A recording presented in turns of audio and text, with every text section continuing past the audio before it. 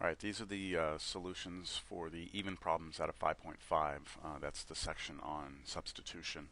So hopefully by me walking through this you can kind of see the method, what I'm thinking as I'm working through these problems. So the first thing I do is I take a look at the integral and I realize that I've got something here, x cubed, and I've got something pretty close to its derivative, x squared. I'm just missing a 3 out here. So this is going to be my first candidate that I would use for u. Now I'm also going to rearrange the problem. I'm going to move the x squared over to the side here and make it e to the x cubed times x squared dx. Now once I have it rewritten like this, I make my substitution, u is x cubed. Now take the derivative of u du. Derivative of the right side is 3x squared dx. And remember in class I told you that the dx comes from taking the dx over here and multiplying both sides. So that differential will always appear once I take this derivative. So now what I do is I notice again I wanted x squared dx. I have x squared dx here, but I have a 3. So I'm going to need to multiply both sides by 1/3 or divide by 3, however you want to look at it. And that gives me my x squared dx exactly. So now I can start matching things up. My x cubed is my u. My x squared dx is going to be my 1/3 du. And now I can rewrite the equation. So when I rewrite the equation, the integral, I have integral e to the u, that was my x cubed, and then my x squared dx turned into 1/3 du. Next part of the equation, I pull the 1/3 constant out of the integral sign, and then using the fourth formula on the formula sheet that I provided online, the fourth formula gives us the antiderivative of e to the u du is e to the u itself. So I bring the 1/3 down in front of it, and then the last step is to replace u with whatever u was in the problem, which was x cubed. So my final answer is 1/3 e to the x cubed plus a constant. Alright, let's move on to the next one here.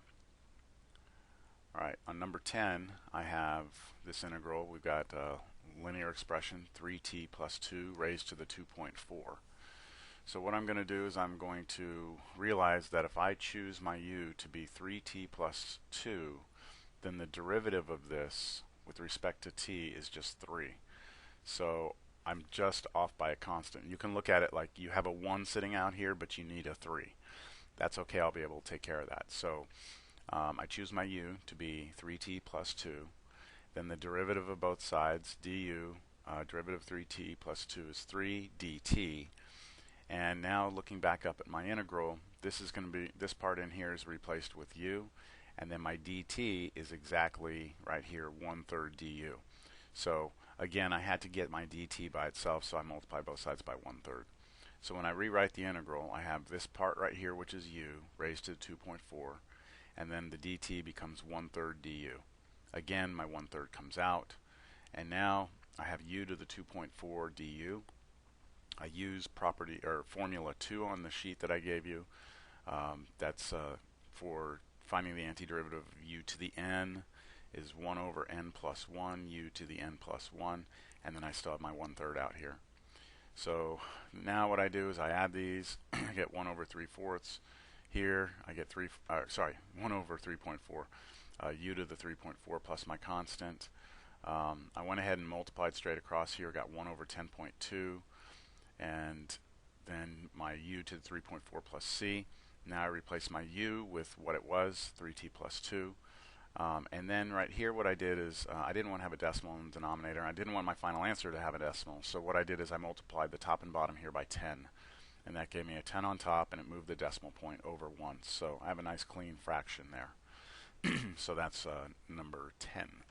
For number 12, I've got secant squared. So automatically I remember from Cal 1 that the derivative of tangent is secant squared. So I know that this comes from derivative of tangent, but the problem is the 2 theta inside. So what I do is I rewrite, I choose my u to be 2 theta. The derivative of 2 theta is going to be 2 d theta. And I almost have that up here. I have d theta, so I need d theta by itself. I divide both sides by 2, and now I'm ready to rewrite the integral. So I have secant squared of u, that was my 2 theta, and then the d theta, of course, became the 1/2 du. So my 1/2 comes out of the integral, and then here I've got secant squared u du. Go to my formulas. Formula number 8 takes me straight to that the antiderivative of this is tangent u. So I've got my 1/2 tangent u plus c, and then I replace my u with 2 theta. And that's it for number 12. All right, on number 14, we've got something pretty interesting here. X over the quantity x squared plus 1, all of that squared dx. So I kind of see right now that this in the parentheses is a quadratic expression. The derivative of a quadratic expression is a linear expression. So I kind of feel like maybe this is going to be my u. I'm going to split this up. I'm going to rewrite the integral, which you might get into a habit of doing also. I'm just going to slide this x over here next to the dx, and then I'll have the 1 over this quantity. Now let me go ahead and choose my u to be the x squared plus 1. So the derivative is 2x dx. I have over here an x dx, so I'm off by 2 again. I'm going to divide through by 2 on both sides. Now I can rewrite this integral, replacing just this stuff in the parentheses with u, and then my x dx right here is going to be replaced with 1/2 du. So now I rewrite the integral. I have 1 over, and remember it was the u but squared, so 1 over u squared, and then my x dx turned into 1/2 du. Pull my 1/2 out. I'm going to rewrite 1 over u squared as u to the -2. Then I'm going to go to my formulas, because this is just a power rule. I use formula 2, and that's the u to the n, right? That formula, we used it already. So I get this here, 1 over n plus 1, u to the n plus 1. And do my little arithmetic here. I get -1 on the bottom, I get -1 up here. Put these two together, I get -1/2, u to the -1 plus c. Then I go ahead and I decide to take this u to -1, drop it to the denominator, so it joins up with this 2 down here. And then I replace my u with what it was in the problem, which was x squared plus 1. So I put that here. There's my antiderivative. All right, let's look at 16. For 16, I kind of have the same thing going on here. I have a quadratic expression out here underneath the square root, and then I've got my u out here. And so I know that the derivative of this is going to be linear, and here I've got something that's linear. So that's kind of where I'm headed with this. I'm going to take the u and slide it back here, put it next to the du, and then choose my, I said I'm going to choose my u. U is my variable in my integral, so I can't make a substitution of u, so I used v here. I know my v's sometimes look a little like r's, but that's a v, so I'm just using some dummy variable. I could have used anything I want, x, y, z. I just don't want to use u. So I call 1 minus u squared v. So the derivative of v is going to be -2u du. And now I see I've got u du, so I'm off by -2. So I divide through by -2, I get -1/2 over here. And so I have -1/2 dv equals u du. And now I should be able to rewrite this integral, replacing this with u and this right here with my -1/2 dv. So I do that. I have square root of v. I've got my -1/2 dv. Pull my -1/2 out. I rewrite v, because it's a square root, as v to the 1/2 power. Here's my dv. And now I use the power rule again. So I've got my 1 over n plus 1, v to the n plus 1. Go ahead and work this out. I get 3/2 down here. I reciprocate the 3/2 to become 2/3. The power up here is 3/2. Multiply these two together, get -1/3. Replace my v right here with what it was in the problem, which was 1 minus u squared. And then I'm going to rewrite this rational power, this rational exponent, as a radical. So what does it mean to raise something to the 3/2? It means you're taking the square root of whatever is here cubed. So now I use the fact that, I do it over here, if you have the square root of something cubed, you can break the something cubed into the something squared times the something. So I've got, square root of x cubed is square root of x squared times x. And then I can split this into 2 roots. Square root of x squared is just x, and then square root of x is just here. So that's essentially what I did from this step down, is I get kind of like the x here, and then square root of x is left. But my x in the problem is 1 minus u squared. So this is just some algebra using some properties of radicals to get from here to here. And that's going to be my final answer. I'm going to just leave it like that. number 18. So here, number 18 is a good example of a problem where splitting up the integral and writing it a different way first really helps figure out what your u substitution will be. Here, you might be tempted to just say, hey, I'm just going to let u be the square root of x down here, or something like that. But the problem is you don't ever want to make a substitution where your u is where your du is going to turn out in the denominator, or where your du is trapped inside a root or something like that. And I'm going to talk about that in class a little more. So let me just first split it up. Okay, I'm going to rewrite sine root x right here, and I'm going to take this root x on the bottom, I'm going to peel it out on the outside. It's 1 over root x, and then I've got dx on the outside. And so I remember from Cal 1 that the derivative of the square root of x is 1 over 2 root x. So this looks really close to 1 over 2 root x. So that looks like the appropriate substitution, letting u be root x. So the derivative of u is 1 over 2 root x dx. And so I almost have that here. This 2 down here is causing a problem. So I multiply both sides by 2 to get it to cancel out here. So my 1 over root x dx is going to turn into a 2 du. So now I just rewrite the whole problem. This is sine of u, that's here, and then this whole piece is 2 du. I factor out my 2, and then I've got just the antiderivative of sine u du. Formula 6 on your sheet, or you should just know this, antiderivative of sine is negative cosine u, and then take your negative out, replace your u with square root of x, add your constant of integration, and you're done. So kind of tricky there. All right, on this one, this one's a little bit weird because you could look at this problem and be like, hey, look, I know that if I let u be sine theta, the derivative of u is cosine theta, which would be, a logical thing to think. But the problem is, if you let u be sine theta, then du is cosine theta.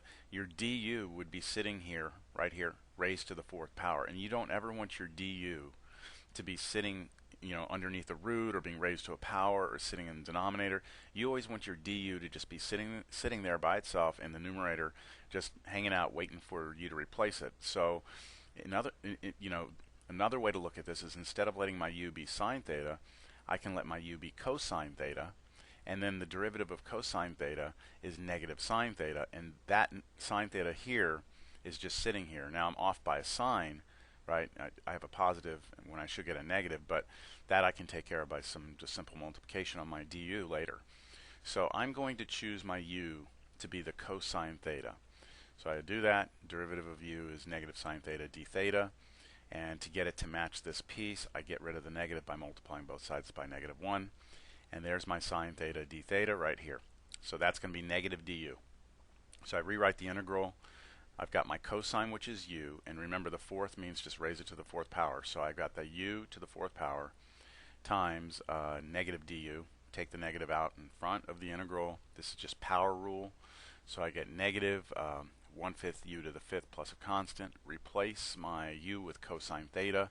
And then in my last step, I just rewrote it using the proper notation that we use whenever we want to raise trig functions to powers. So I just put the 5 right here. And that's my answer.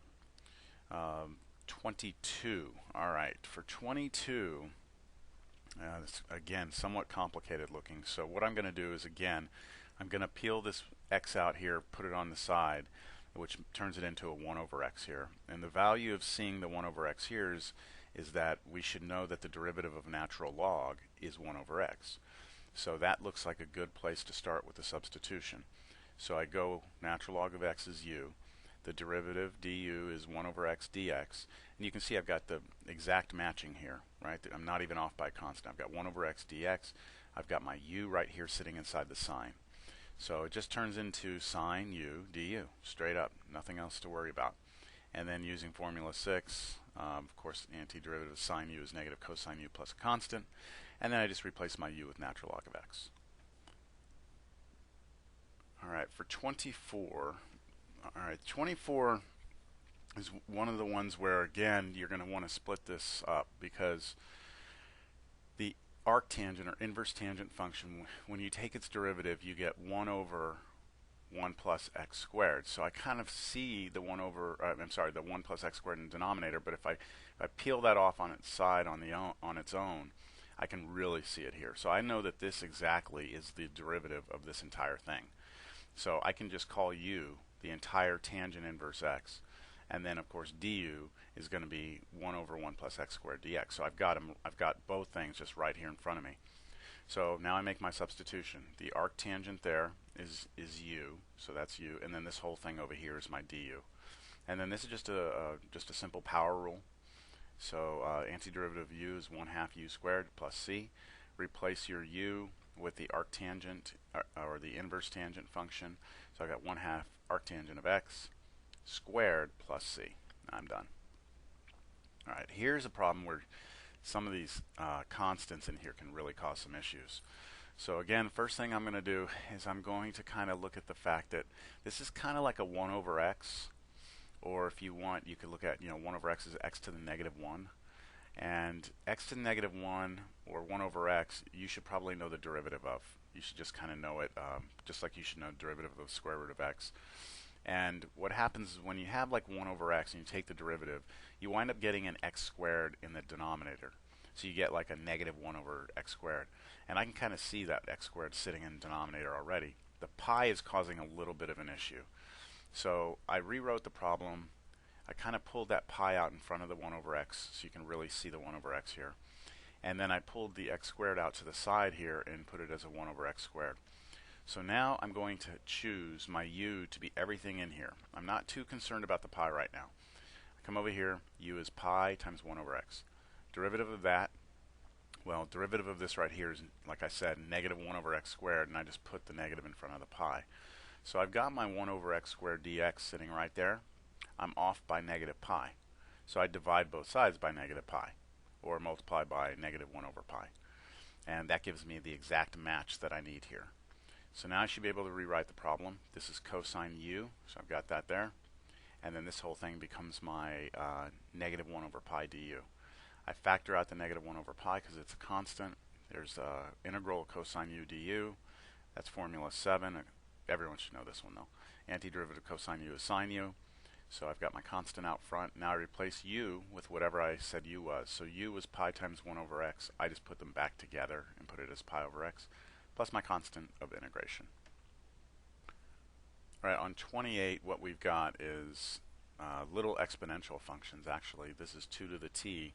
So remember from Cal 1 and stuff like that, you've got that the derivative of 2 to the t is itself 2 to the t times natural log of 2. So there's formulas that you can go back and look in Cal 1 for to remember what the derivative of like a to the x is. So I need to know that kind of starting the problem. And then what I'm going to do is say, all right, well, if I choose my u to be the denominator, 2 to the t plus 3, the derivative of that is going to be itself 2 to the t times natural log of 2. I've got 2 to the t up here, which is good. I'm missing the natural log 2, but natural log 2 is a number, so I'm just off by a constant again. So it's looking like the denominator would probably be the best thing. So I'm going to split this up again so you can kind of see it a different way. And there's my 2 to the t that I know I'm probably going to get out with my derivative. And this is going to be my u. So I choose my u to be the denominator, take derivative of it, I get this. So I've got the 2 to the t dt. I don't want this natural log 2, so I divide through on both sides. And there I've got my equation. So now I should be able to rewrite the integral. It'll be 1 over u, so here's 1 over u.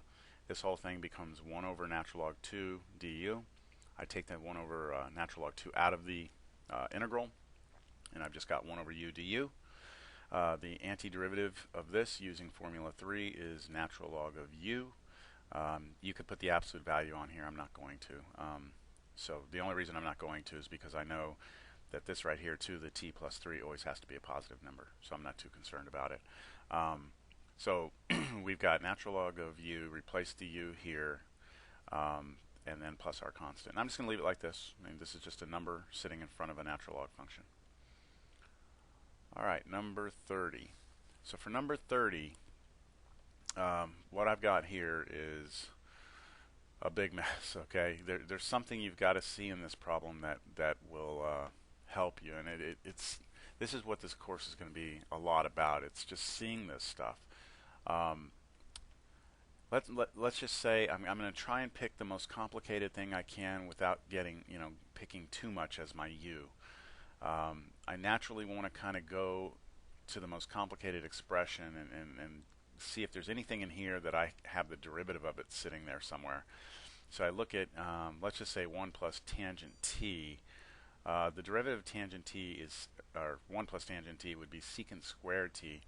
I don't have secant squared t, but if I kind of, squint my eyes enough, I realize that cosine squared t in the denominator, there's really like a 1 over here. So you got 1 over cosine squared t, but that, that is secant squared t. 1 over cosine is secant, so when you square it, you get secant squared. So I'm going to rewrite this whole integral. I'm going to pop that cosine squared t out and rewrite it as a secant squared t. And then I've got my dt, and then here's the first part of the integral, the fraction part, that has the root in it still. And now I'm going to choose that 1 plus tangent t to be my u. The derivative of that is going to be secant squared t dt. I've got that exactly sitting here, which is great. I rewrite the integral, so I've got my 1 over square root of u, and then this is my du here. And now I use the square root, and I bring it up, write it as a rational exponent, and then I use my power rule. So I go through my power rule, I get this, and then eventually I substitute back in, my u was 1 plus tangent t. And I did also take the fact that it was 1/2 and converted it back to a square root. So that's it for 30. On 32, this one's a little tricky too. So I peeled the sine x dx off to the side. I've got 1 over 1 plus cosine squared x. The way I approached this problem was to realize that if I let u be cosine x, the derivative of it is negative sine, which I've almost got here. So just go with that. All right, let's let our u be cosine x. Derivative is negative sine x dx. Multiply both sides by -1, we get this. So here's our negative du. This is going to turn into negative du, and then just the cosine x here is going to turn into u, which leaves me with a 1 over 1 plus the u, but squared. So 1 over 1 plus u squared. And then I have my negative du. Take the negative out. This is a formula. So I kind of actually had to see that I was going to eventually get to this when I was here. And that's the thing about this class is going to be a little tricky. You got to get comfortable with these formulas because you got to see them in here. You got to see the 1 over 1 plus u squared, and there's du, kind of, right? So once I get to this, use the formula. Got the negative out here. That antiderivative of that is arctangent of u plus a c, and then I replace my u with what it was, which is cosine x. And that's it for 32. All right, going to 34. Boy, 34 is a tricky one, and you need to see this problem just to see how this works first time through, because coming up with this on your own the first time is somewhat challenging, and that's what a lot of this class is going to be. Me showing you some things and you going, oh wow, I didn't even think to do that. But once you see it a few times, you start knowing that that's kind of in your bag of tricks of things to do. So let's take a look at what the problem is with this first. If I pick my u to be x cubed, then the derivative is 3x squared, and I've got an x squared down here, but the problem is that would mean that my du is trapped underneath a root, and it's in the denominator, which is a big no-no. I don't want that at all. So I don't want to pick my x cubed as my u. So the next thing that you might say is, well, let me pick x squared plus 1. And then you say, all right, well, derivative of x squared plus 1 is going to be 2x. Problem is, you have x cubed, not 2x. So you're not only off by a constant 2, but you have x cubed. You needed it to be a 2x. So you have 2 extra x's here that you don't want. So check out what I'm going to do. I'm going to rewrite my x cubed as x squared times x. And so I had x squared here times x, and I took that x and slid it out here to the side. I did that because, remember, I said that if I chose my bottom here, x squared plus 1 to be u, I would get a 2x out. And if I pulled that 1x out here, then I've got that x, but I'm just off by 2. And we will deal with this in just a second, all right? Because we've got this up here. We've got to figure out how to handle it. So I let my u be x squared plus 1. The derivative of that is 2x dx. I divide both sides by 2 so that I can get my x dx to match exactly. Now, if I did that, this here would be a u, and this right here would be a 1/2 du. But I would still have an x squared up here, which is a bad thing because I've got u's in the problem over here, and then I've got x's. You can't have two different variables in this integral. We need everything in terms of u.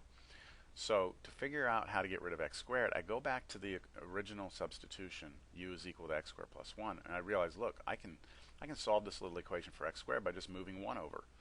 So I take, or subtracting 1 on both sides. So I do that right here. I subtract 1 on both sides, and I say, hey, look, x squared can be replaced with u minus 1. Aha, now let's replace everything. This becomes my u minus 1. This under here becomes u. And then this out here becomes my 1/2 du. So everything's in terms of u now. Next thing I'm going to do, take the 1/2 out. And now since I have two terms on the top and one on the bottom, I split it into two separate fractions. This is u over, remember square root of u is u to the 1/2, so u over u to the 1/2 minus 1 over u to the 1/2. I simplify this. This right here is u to the 1/2. This is u to the negative 1/2. And these individually are just little power rules on each one. Since I have subtraction, I can integrate each one individually. So I do a little power rule on this one. I get 2/3 u to the 3/2. I do a little power rule on this one. I get 2 u to the 1/2. I still have that 1/2 sitting out here, plus my constant subtraction between the two. Now I just distribute the 1/2 through to each of these, and I get this. And at the next step, I replace my u with what it was in the problem, which was x squared plus 1. So there's my x squared plus 1 there, and my x squared plus 1 there. And now I did kind of what I did earlier. Remember, raising something to 3/2 turns it into this. And then over here, this is just square root. And I've got my 1/3 sitting in front of, remember, it's just in front of this one, so I have a 1 in front of this one. Plus c, I'm done. Tricky, huh? Tricky. So you got to be careful with this. A lot of times you just got to play the game. You know, you got to take a swing. If it doesn't work, start over. Take another swing.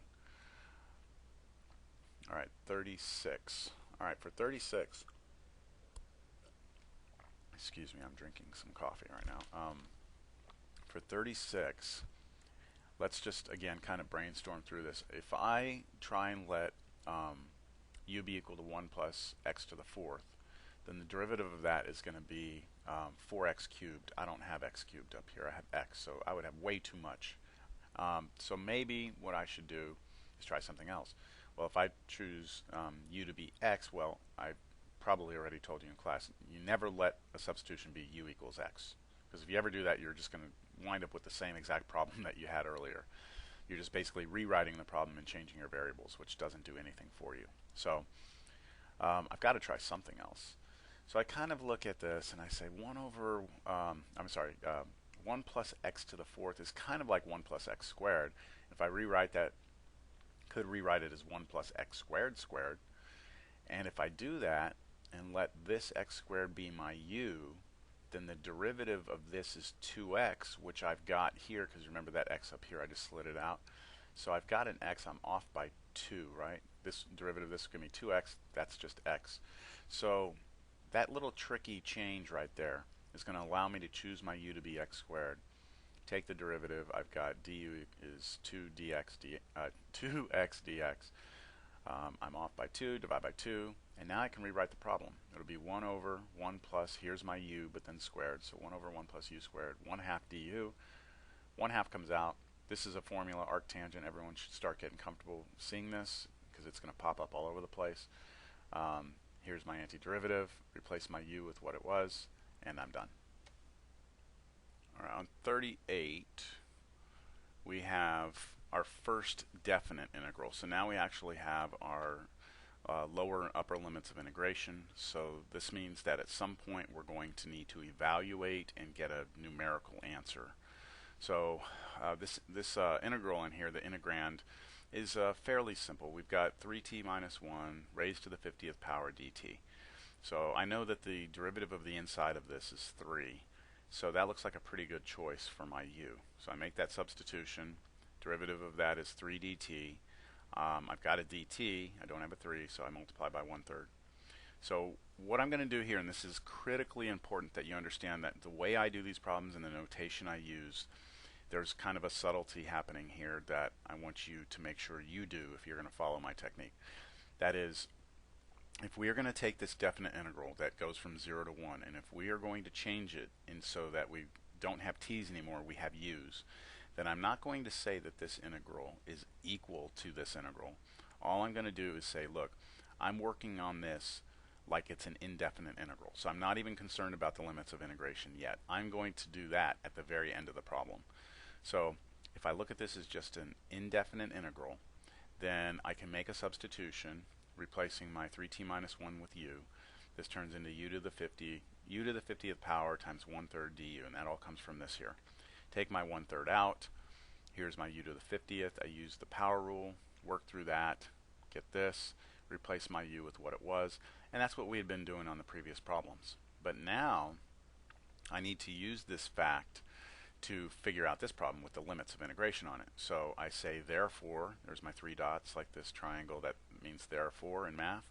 So therefore the original integral, the original problem, is equal to the antiderivative right here. And remember, I said in class we can just choose c to be 0 whenever we're evaluating.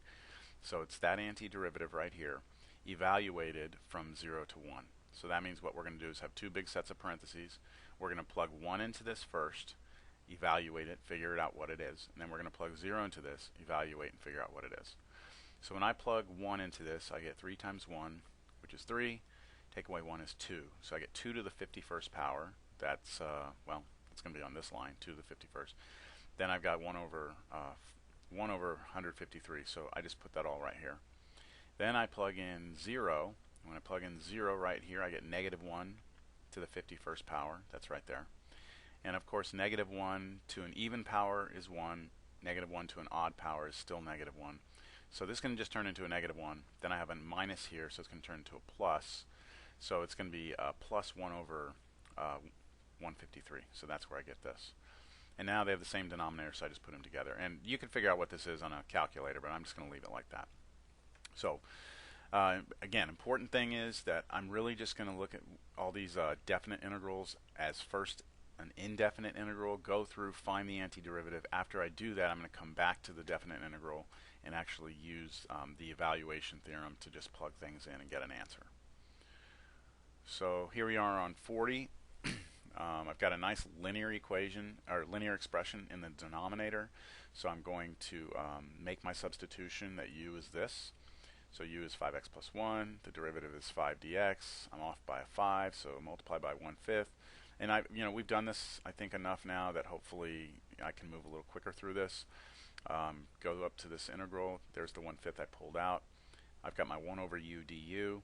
Of course, the antiderivative of 1 over u du is natural log of the absolute value of u, and plus c, and replace my u with what it is. So there's my general antiderivative. Now I use the evaluation theorem. So therefore, this original definite integral becomes the antiderivative that we found here, with c being 0, evaluating from 0 to 3. So I'm going to plug 3 in first. 15 plus 1 is 16, so I get 1/5 natural log 16. Then I take away from that what I get when I plug in 0. So 0 plus 1 is 1, so natural log 1. And we've got over here 1/5 natural log 16 minus natural log of 1 is 0. So this is all gone. So all we're left with is this.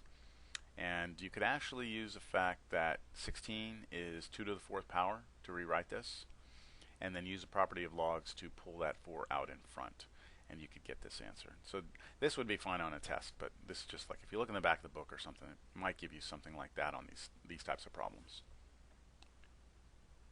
On 42, again, we have another definite integral. I'm looking at this cosecant pi t, cotangent pi t, and a little light bulb just flashed off in my head that I remember that there's something from Cal 1 that you take the derivative of it and you get cosine x, cosecant x, cotangent x. So on my derivative formula sheet or something, I look in there, and then also you can look on your sheet that I gave you, it's formula 11 for the antiderivative. Antiderivative of cosecant u cotangent u is going to be equal to negative cosecant u. So I'm kind of seeing that when I'm starting this problem. And I make my substitution because I have pi t, make my substitution u is equal to pi t, du is equal to pi dt, and so I'm off by a pi, so I divide through by pi here. So when I rewrite this, remember, I'm not saying this is equal to this, I'm just rewriting the integral as an indefinite integral, making a substitution. So here's my 1 over pi that I pulled out. My cosecant, here I replaced my pi t with u, cotangent, here's my pi t with u, du. Now using the formula 11, this goes straight to this. I still have my 1 over pi out here, my negative comes out front. Replace my u with pi t. Now I can go back and rewrite the original problem using this antiderivative that I just found and evaluating from 1/6 to 1/2. So I plug 1/2 in first. So 1/2 gets plugged in for t. Pi times 1/2 is pi over 2. So there's that. And then I plug in 1/6, which is going to be pi over 6. Now I got to know a little bit about trig stuff. Cosecant is 1 over sine, so cosecant of pi over 2 is 1 over sine of pi over 2. Cosecant of pi over 6 is 1 over sine of pi over 6. I've got all my constants and stuff sitting here. Sine of pi over 2 is 1. 1 divided by 1 is 1. So that's a 1. Sine of pi over 6 is 1/2. So I have 1 over 1/2. That's going to reciprocate and come up to be a 2. So I'm going to have negative 1 over pi times 1, which is negative 1 over pi. Then over here I have minus a negative, which is plus. And then this reciprocated up, became a 2 over pi, so there's my 2 over pi. They have the same denominator, add across the numerators, you get 1 over pi. So that's it. All right, 44. For 44, take a look at this definite integral. Let me see, I've got some messy stuff going in here. This is a cosine x, then I have sine of sine x. So in other words, this sine x is plugged into this sine x. They're not multiplied, this is composition. And I kind of, again, think about this for a while. I say, hey, look, if I let my u be sine x, the derivative of it is cosine x dx, which I've got right here. So I make my substitution, u is sine x right here. Du is cosine x dx. Here I rearrange things so you can kind of see it. And now I'm going to make my substitution. So this will become sine of u. And then this whole part right here is my du. Antiderivative is here, using the formula 6. Coming back, replacing u with sine x. Here's my general antiderivative. Now using the evaluation theorem and rewriting it, my integral here is equal to this antiderivative evaluated at these 2 points. So plugging in pi over 2, sine of pi over 2 there. Plugging in 0, sine of 0 here. Sine of pi over 2 is 1, so you get basically negative cosine of 1. And then over here, sine of 0 is 0. That gives us cosine of 0. So negative cosine of 1 is something. I don't know. It's some number, right? And then over here, minus a negative is plus. Cosine of 0 is 1. So you get a plus 1. That's it for that one. Now, number 46 is somewhat of a pain in the butt initially. Because if you take a look at this integral and you try and beat it to death with substitution and try and figure out antiderivative for it, you're going to be there for a long time, and you're never going to get anything to work. What's going to happen is you start trying to choose u's and then look at your du, and you just can never seem to get this thing to clean up real nice. So what I'm doing in this problem that's very different than anything we've done so far is I'm going to take a look at this function just inside the integrand. And I'm going to ask myself, is it an even or an odd function? Then I'm going to use some properties of even and odd functions that are in the book. So I take my function, here it is. That's the integrand. And what I do is I say, what do I get if I plug negative x instead of just x? What do I get if I plug in negative x into the function?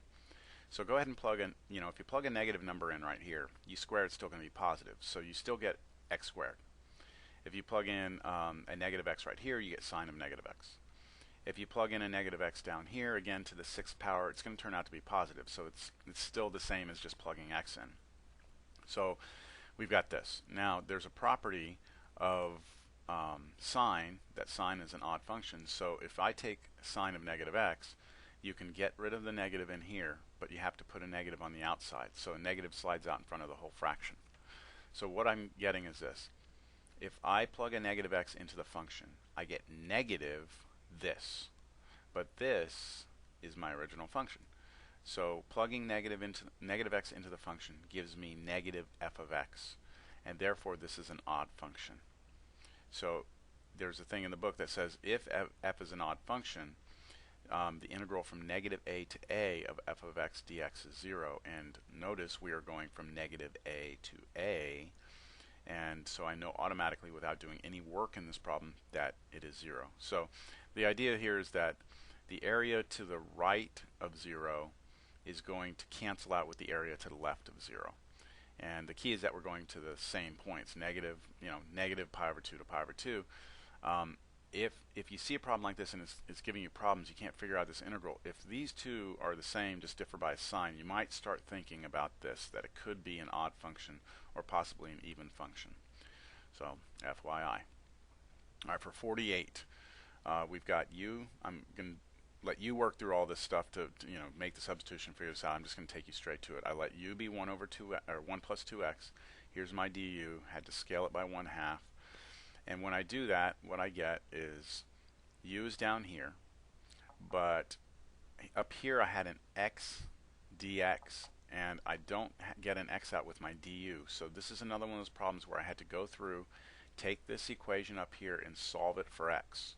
So once I solve it for x, I can take this and replace my numerator here, x, with it. So it's a little tricky. Go back and look at, what problem was that we did that in. Where is it? Where was the one we solved? There it is. Okay, so remember we had taken this equation and solved here. I'm doing the same thing in this one to kind of try and get to my result. So I'm going to replace this under here, the root, with u. My dx became 1/2 du. That came from this. And then my x up here became all this. Now I take 1/2 times 1/2, that's 1/4 comes out. I've got this over square root of u. I rewrite it like this. Then I break it into two separate terms. I do my power rules on each one. I plug in my u again, substitute back, and I get my general antiderivative here. Also, oops, I got a meeting. Now, what I can do is I can take this original definite integral, and basically it's just this antiderivative right here, plug in 4 and 0. So I plug 4 in first, work it all out, plug in 0, work it all out, I get 10/3. All right, am I on the last one? I have 2 more. Okay. All right, on number 50, we're going to make a substitution of u is equal to a squared minus x squared. And here a is just a constant, so we want to make sure you understand that the only variable here is x. So this is just some number we don't know. This is some number we don't know. So here's my substitution. Here's the derivative. Of course, derivative constant is 0. Derivative negative x squared is negative 2x dx. Move things around so I can get my x dx. To match up, here's my x, here's my dx. So it's going to be a negative 1/2 du. Factor out the negative 1/2. Rewrite the square root as u to the 1/2. Power rule. Work through. Substitute my u in. And now go and evaluate this integral. So here's my antiderivative. And I'm evaluating 0 to a. So I plug a in first for x. That gives me a squared. That's a 0. So 0, this whole thing goes to 0. Plug in 0 now. When you plug in 0, you get a squared raised to the 3/2. So there it is. And then you've got the negative 1/3 in front. And this means taking the square root of something squared, something cubed. So basically what happens here is you multiply these two together and you just get a cubed. And you've got your negative negative, which becomes a plus. So you get 1/3 a cubed. Last one I'm going to do, number 52. So you need to realize that in this problem, if you split this off, move this root over to the side, it's 1 over square root of 1 minus x squared. And there's a formula for that. It's actually, if you make the substitution, u is sine inverse x. The derivative of that is exactly 1 over square root of 1 minus x squared. So we have something that's derivative exactly here. And making the substitution, u is just this. du is everything else. So we get a pretty simple power rule. Replace our inverse sign here. It's squared. Be careful to make sure you put the squared there. and now just evaluate. So I've got to plug in 1/2 into this, and I got to plug in 0. So here's the 1/2, here's the 0. Now you kind of got to know a little bit about arc sine or inverse sine function. The inverse sine of 1/2 is the angle on the unit circle where the y-coordinate is 1/2. And we are actually looking on the restricted domain of the arc sine function. So make sure you understand that it's pi over 6, and that we can't have, 5 pi over 6, which is on the other side of the circle. Can't have that. So our answer is pi over 6 here. And then, we square it. So I'll work with that in a second. The arc sine of 0 is the angle on the unit circle where the y-coordinate is 0, and that's going to be at 0. So this turns into a 0. This wipes everything out over here. So our final answer is just pi squared. That's up here, and then square the 6 is 36 times 2 is 72. So that's our final answer. And that's it for these solutions. This is such an important section that I thought it was important to go through all this stuff. Hopefully it helps you. If you have any questions, please let me know.